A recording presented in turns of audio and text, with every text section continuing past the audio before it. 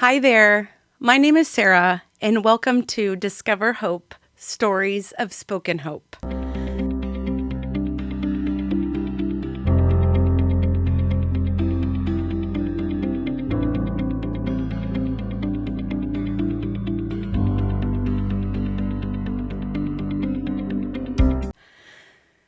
Throughout our time together, we're going to go through so many different facets of my life and other people's lives that'll join us in time.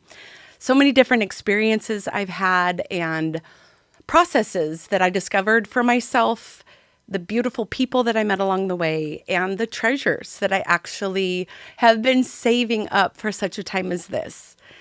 And ultimately, it started when I lost my late husband, Sheldon Koch, and the father of our 4 young kids at the time.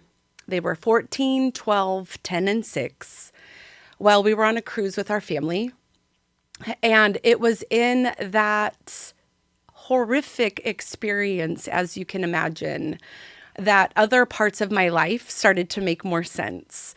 And I have the type of wiring and that I have to have people understand me, I feel, because I feel like maybe I'll be misunderstood, and it's not a fear. It more comes from a place of life has always felt very layered to me. Also, I've also liked to have things out there from the get-go. For example, I didn't plan on sharing this today, but it's coming up. When I was in kindergarten, the famous story that my mom and dad always have told is that I was 5 years old. Nobody told me to do this, but they take you into your class and you're getting all settled. And they say out of nowhere, they just saw me going over to the teacher. And I had a difficult time saying my R's when I was growing up. And so there I did it. I just stuck out my hand like my dad taught us to shake a good hand and said, "Hi, I'm Sarah Koch, and I have trouble with my R's." And my parents just started laughing, and the teacher started laughing. She was like, "Sarah, nice to meet you." I'm just that way. I like things to be out in the open, and there it is. So another story that came up is I've been waiting for 6.5 years specifically to get to share what I feel I have to share. This has always come up for me, the connection of my life as a child maybe was preparing me for the life I was going to experience as an adult. And the greatest example of that is when I was in 2nd grade. I have no idea where this thought came from. I literally have no idea where this thought came from for me. But one night I was getting ready for bed, and I, out of nowhere, just had this thought of, oh my gosh, I wonder how people feel at night if they're homeless. And so I packed up my bedding. I did leave a pillow because I felt like no matter what, we always can make do pillow out of a coat or something. So I did leave my pillow. And because I thought I would be cold, I put on my footy pajamas, the one old school, you zip them up. And my dad used to always be the one to tuck us in. And so I put a little note above my bed. And I wrote, and I taped it to the wall so he would know. And I said, "Please don't put my covers on me. I need to know what it feels like to be homeless." And that story really has never come up in my life. Like, it's not like, "Oh yeah, Sarah, remember when you did this?" But when Sheldon died, and I cannonballed, as I like to call it, into the deep end of grief and found myself wondering, like, why is no one talking about this? How come we're not prepared for this? Somewhere along the way, I remember connecting back to that experience I had as a 2nd grader, because I basically, when everything happened on February 24th of 2018, and I suddenly was in this world that was foreign, was awkward, in my experience, had no language. And I am one that wants to talk. I am one that wants to express things. I want to know how you feel. I want you to know how I feel. And when I suddenly was dropped into this alternate reality that I didn't know was coming, and then piece together my way out of it.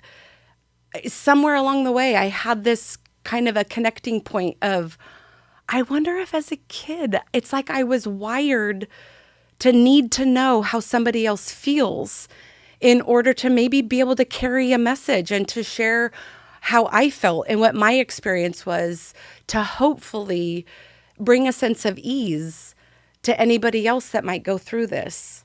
So I don't know if you found this space out because you've gone through the depths of death and you're in grief and you don't know how you're going to feel again, let alone live again.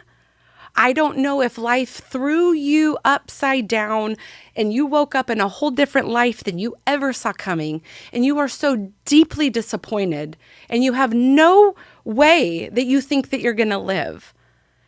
And I don't know if you suddenly, one day life was great and the next day you've got a diagnosis slapped on you and you're going, well, what now? I can tell you this. I had beautiful people that have come and still are coming along my path. They've brought a message. They brought hope. They gave me permission. They taught me how to give my own self permission. And I have to say this. On February 24th of 2018, did I ever think that my life was going to bloom again? No. But did I have an internal wondering, like there was no way that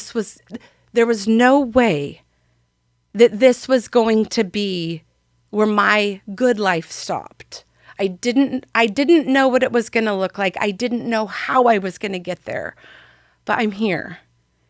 And ultimately wanting to share with you and wanting to get to be, if I get to guide you, if I get to share hope with you, if I get to, one of my favorite things to do is to resource people. I have a very curious mind and I don't live my life in a box. And so I've explored all different facets and all different modalities.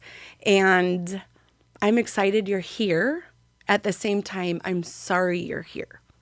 But I promise you, just like my mom told me the morning after Sheldon died, because my dad had passed away suddenly just 5 months before.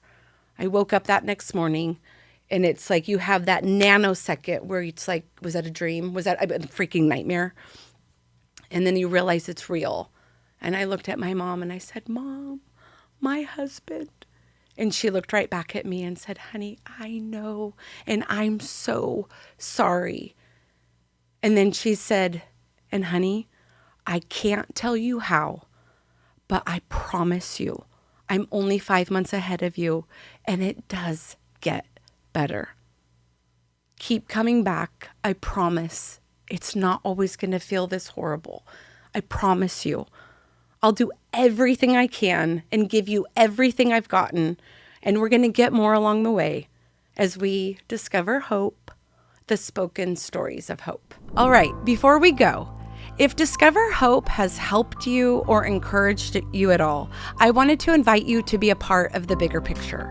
One way you could do that would be by subscribing, liking, or sharing any of the episodes with someone you think might benefit from it, or even on your social media platforms. Another way you could do this, if you'd like to make a donation or even sponsor an episode on behalf of someone you love, you can do that by clicking the link to discoverhope.org below, or you can head on over to our website where you can make donations there or also sponsor at discoverhope.org. You guys, thank you for being a part of this. It's a dream come true. And I truly believe that we are giving grief a language and making room for an abundant amount of hope. Thanks so much.